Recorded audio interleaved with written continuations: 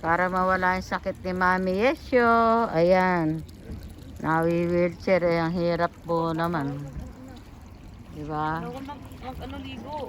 Hirap eh. Ayan o. Ayan po yung bundok na umuusok po.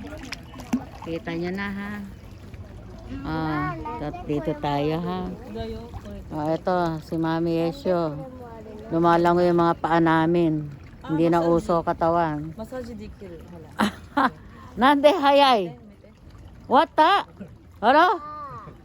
Hay jo. Pa. Nande hayay no.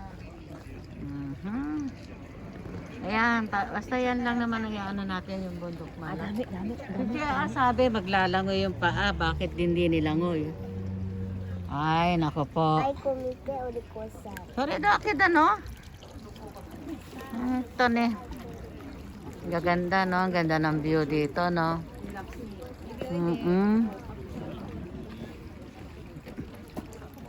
Nasa si JR?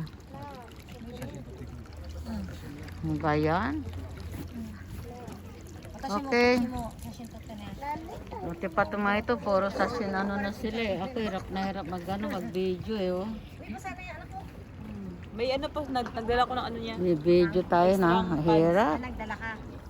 Kasi alam mo talagang lalangoy lang. Sige. Langoy mo ngayon, te.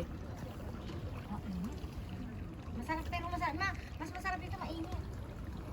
Ay nako, bawal hoy. Mainit. Hindi, bawal. Ikaw talaga, kaka-nervous ka. Nanaganyan mo Bawal talaga. Muti namin isa, oh. Gusto maglangoy. Ayaw mo.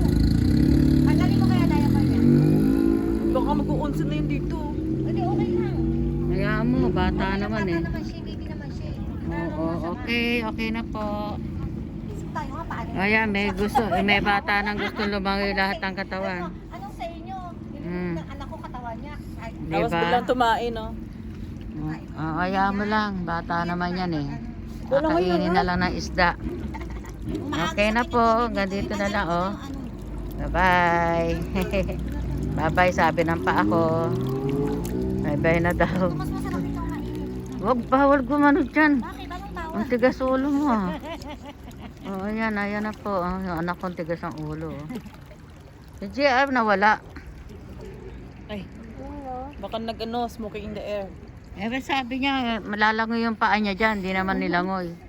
Ayan na po ha. Sige, okay. Hanggang sa muli. Bye-bye. Thank you for watching.